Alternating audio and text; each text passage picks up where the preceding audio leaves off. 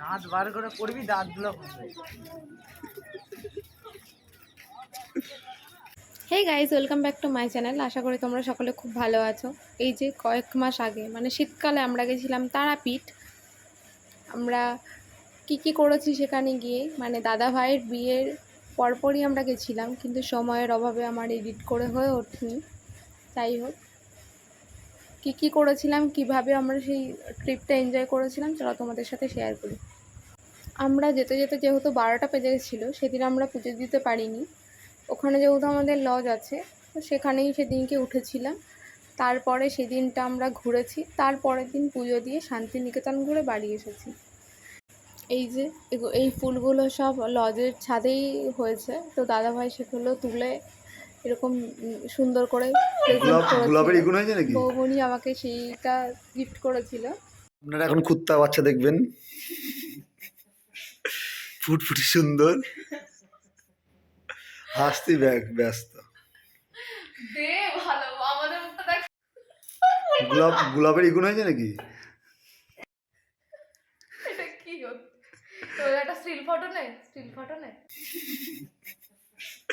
ফুটফুটি সুন্দর। পরে আমরা গেছিলাম পুজো দিতে, কিন্তু যেহেতু কোনো ক্লিপস নেওয়া হয়নি, আর তার কিছু মাস আগেই আমি আমার ফ্যামিলি নিয়েই গেছিলাম, আমার দাদাভাইও তখন গেছিলো পুজো দিতে।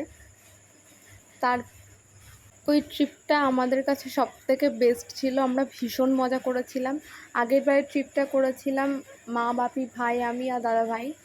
তো ওখান থেকে আমরা গেছিলাম ম্যাসেঞ্জার। তো সেইগুলোও তোমাদের সাথে পরে শেয়ার করবো। এই ঘরটা কি দাবি, কত টাকা দিতে হবে? কত টাকা দিতে হবে? এই ওয়েটার কখনো তুই করে বলে না।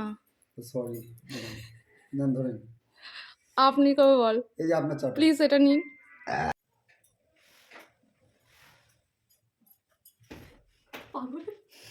এই যে ভিডিও করা ফুল নিয়ে ভালো লাগে না, মানে কি বলে, ফুলটা দেখলে মন ভালো লাগে।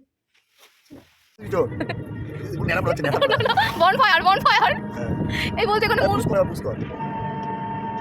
তারাপীঠ এমন একটা জায়গা না, মানে মাসে 2বার গেলেও আমার মনে হয় না যে না যাব না, এতবার গেছি। অন্য কোনো জায়গার ক্ষেত্রে মনে হয় যে না অনেকবার গেছি, এখন আর যাব না। কিন্তু এই জায়গাটার নাম শুনলেই মনে হয় যে না, গিয়ে একবার ঘুরে আসি। তো যতবারই আমি তারাপীঠ গেছি, আমি নতুন নতুন এক্সপিরিয়েন্সই করেছি। চলো আজকের মতো এটুকুই, পরবর্তী নেক্সট পার্টে দেখাবো।